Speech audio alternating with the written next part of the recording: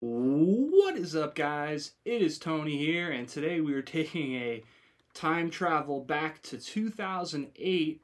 This is the 2008 MacBook lineup, and these are all the top of the line models for every size here. So I'm going to go through the specs real quick, and then we're going to take a look at what you're really getting in 2008 in a Apple laptop, which is not very much. Alright, so let's go ahead and try to boot all these up at the same time, and then we'll go ahead and start talking about the specs on these three models. So let's do these two. Actually, let's give the MacBook the head start. Here we go. So, as these boot, all three of these have been charged to 100% battery. This one has the original Apple battery. These two are running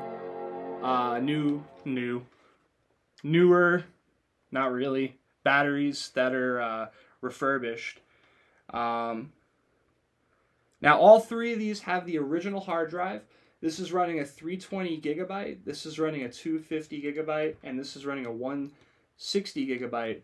And they're all running Snow Leopard right now. So just for keeping them even Stevens. Now, when we do testing on gaming and such, we are going to be running High Sierra off of a USB drive, just because Snow Leopard's not very compatible with anything. All right, well, these two booted as I was looking down at my notes, and the white MacBook is booted. Just very hard to see. Why is the brightness not working? That's not good. All right, well, that's good. Okay, it's just the viewing angle, which is one thing we are going to talk about when we get into the specs of these things. These have much better panels by today's standard compared to the MacBook over here. All right, so the thing about these three is that on paper, they all look like they're about the same spec since these are the top models. This computer has a 2.4 gigahertz dual-core processor. This one has a 2.5 gigahertz dual-core processor, and this one has a 2.6 gigahertz dual-core processor. These two both have 512 megabytes of video memory with an 8600 GT NVIDIA graphics card, but you know, even though it's not card, but chip. Even though it's not the best chip, 512 megs of VRAM is decent enough to get these things going. Whereas this one over here has an Intel graphics processor with 144 megabytes of video memory. And even though the display at 1280 by 800 doesn't really need that much graphics power, it'd be appreciated to have a little bit better graphics performance in this model. So as you can see, you know, there's already some things differentiating these models, and graphics is one of them. But a lot of that has to do with resolution, because this has a 1400 by 900 display, which isn't too high, but for the time, it looks pretty good. I would say by today's standard, the pixel density is pretty bad. This one, I don't even want to talk about in terms of pixel density. It is a mess. But the 2.6 gigahertz 17-inch model has a high-res option. So standard, you get a 1650 by 1050 panel, which looks kind of blurry at 17 inches, which is why Apple provided a 1900 by 1200 option, which gives you actually pretty dang good pixel density. We're talking around about 130 pixels per inch, and even up close, it looks pretty sharp by today's standards. Not too bad, Apple. The other cool thing about these displays is they're actually pretty bright displays on the MacBook Pros here, and the viewing angles are actually pretty good. That's because these are, you know, traditional LCD panels, not IPS. I wonder if they're VA panels. I haven't looked into that, but this is a TN panel, and the TN panel, you know, should have been killed a long time ago. They're still being used here and there throughout the last, you know, 5-10 years. I think the MacBook Air 11-inch had a TN panel. So, but man, the viewing angles alone are enough for me to never recommend a TN panel. These are all Core 2 Duo Penrons, but they are completely different in terms of how they are accompanied, their cache, their level 2 cache. So the white MacBook over here only has 3 megabytes of level 2 cache, whereas these two have 6 megabytes. They all have a 800 megahertz frontside bus, which by that day's standard was very high for a laptop. Coming out of the PowerPC days, that was incredible. These two are kind of closely matched. There's basically just a 100 megahertz difference between the two of them, and the GPUs are the same. Where these two sort of differentiate, beside the obvious things, is that since this is running way more pixel density, way more pixels at 1900 by 1200, over the 1440 by 900 here, your GPU is going to get stressed a little bit more. I noticed that you can watch 1080p YouTube videos on this 17-inch display, which is pretty incredible. But when you move around and the bar comes up at the bottom for the time code, you start lagging. Just that alone. I mean, even when a little ad pop-up comes up, you start losing frames. So generally speaking, even though this is the best that Apple ever offered in this form factor of MacBook Pro, they probably shouldn't have offered this resolution of display unless they were going to give you a gigabyte of video memory. It seems like a half gig is not cutting it here for 1080p YouTube. The white MacBook isn't even exactly a YouTube machine because it struggles in general on YouTube. You really have to bring it down to like 480p, 720p. And generally speaking, you're not going to be able to get any work done. You're not going to be able to game on the white MacBook. It's really not even worth mentioning in this lineup. But the thing that was cool about this white MacBook is it was the affordable MacBook at $1299, which may not sound super affordable for what you're getting, but back then, you got to think in 2006 when this was first released, there wasn't really a notebook that was this small, this compact, this nice looking, and that's really what it was about.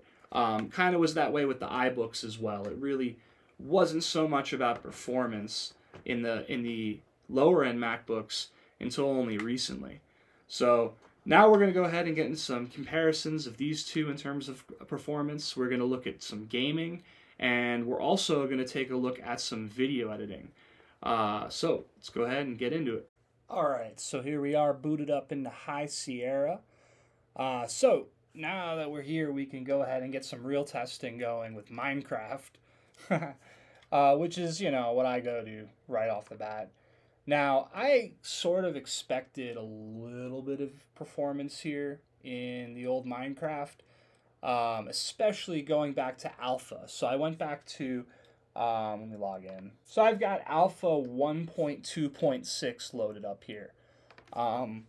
You'd think version from back in like 2009 would be able to run okay on here.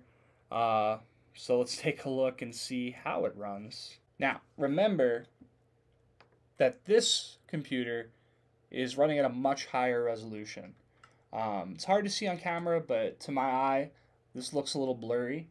This looks sharp. This looks like something you'd buy today. So, we're going to go ahead and make a new world.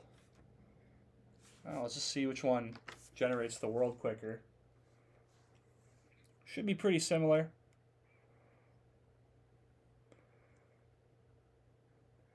Alright, not bad. So it was a little bit faster over here. Now I gotta remember how to see my frame rate. I think I have to hit function. Yep, there we go.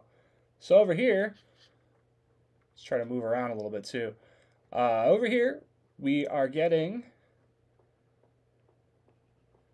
I would say, it says over 30 FPS, but it doesn't feel like it, honestly. Not the most smooth experience. Over here, moving around, Let's go ahead and get the number up. We are getting pretty much, it's pretty much reading the same. But to my, let me just get a feel for it. To my eye, it feels a little bit more actually playable here, where I could actually interact and kill things like pigs. Yeah, so like, you know, when it comes down to it, resolution does matter. And Apple not allowing for a gigabyte VRAM option on this 17-inch, in my opinion, kind of killed it. And Apple tends to do that, you know. Apple did that in 2012 when they released the Retina MacBook Pro, and it just didn't have enough VRAM really to handle that high resolution. And this is kind of like the first version of that. Now, another game that I want to kind of show off real quick, again, game from this time, is old school RuneScape, which absolutely would have been ran on these computers at this time. Now, why I think it's interesting is because you'd want, in a game like that, you'd want to be able to fill the screen and enjoy the game to its fullest with these large displays. I mean, honestly, it was really hard to come by a widescreen display of this size back then.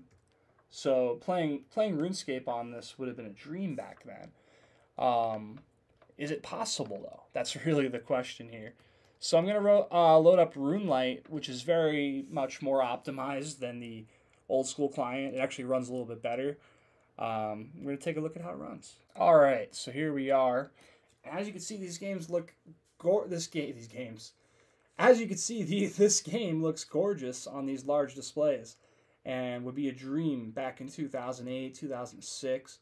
But here we are with the 2008 maxed out model, and as you can see, yeah, those are choppy characters moving around because this game is running horribly. Even at this lower resolution, I wouldn't call this a playable frame rate at all.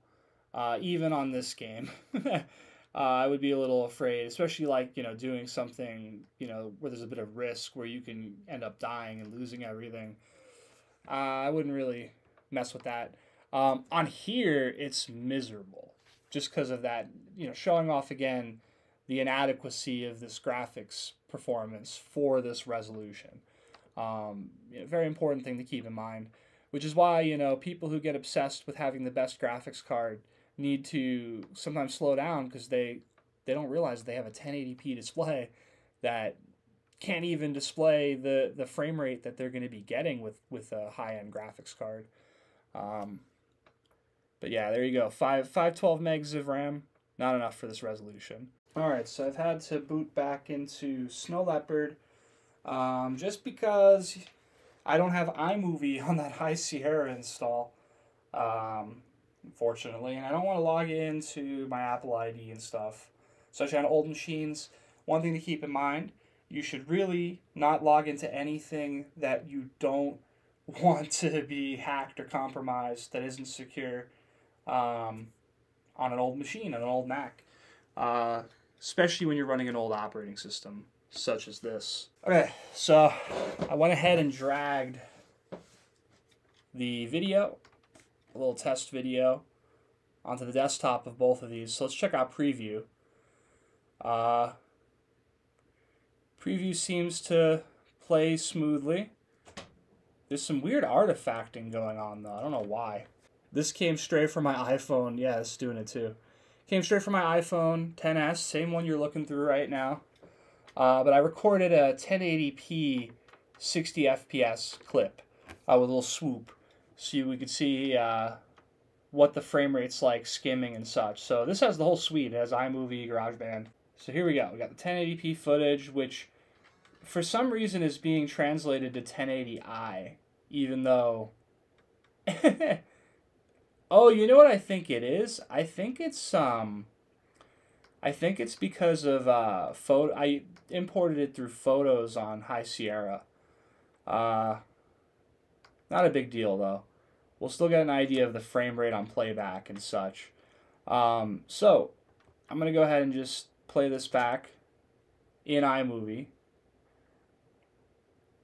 and you can see we are losing a little bit of frames. But I gotta be honest, right off the bat, as someone who used to do a lot of video editing, I could work with this. These machines, which is actually really surprising me right now, can edit 1080p video in iMovie, and most likely in Final Cut as well. Now I want to just check out the 17 inches performance, of course, because this is actually a very low resolution preview. I mean, considering this is 900 pixels, this is probably a 300 by, I want to say, 700. So, whereas over here, it's going to be more like 1,000 by 500. So a little bit higher resolution. And yeah, here we are actually dropping more frames, I would say, in the standard preview size. Now we could actually make this bigger too. Oh, it's actually running smooth. Okay, so now that I played it through once, it's actually going through very smoothly. Now, obviously, once you load up a timeline and start doing a lot of crazy stuff, which you can't really do in iMovie, it will start to get stressed. But just the fact that this thing can allow you to edit 1080p video actually kind of makes it more viable in my eyes. At first, I was a little upset about the gaming performance, which is so subpar. But man, back in the day, if you could edit 1080p video on this in 2008, you're cooking. That's a great little machine to have. So yeah, this thing makes a lot more sense in my eyes. But I gotta be honest, between the two, I prefer the 17-inch. That screen is a stunner, and especially with the DPI it has. So there you go. That is my video on the 2008 MacBook lineup. I really enjoyed checking these out. You know, when I first was getting into Macs, it was 2008, 2009, and it was the transition to the unibody style, which, you know, I liked, and I think a lot of people preferred, but these ones always had a soft spot in my heart because they're just like so classic, going back to the PowerBook and such. And I was really happy to find these two pretty clean, pretty good looking, at a really good price too. The cool thing about these is that they actually are kind of collectible, in my opinion, in the sense that you could take it, and once you're done using it, playing with it, you just pop your battery out, and now it's not a fire hazard, which isn't exactly the case with the unibodies. A little bit more hassle to remove the battery in a pinch. So there you go. That is the video. Thank you guys for watching. I'll see you guys in the next one.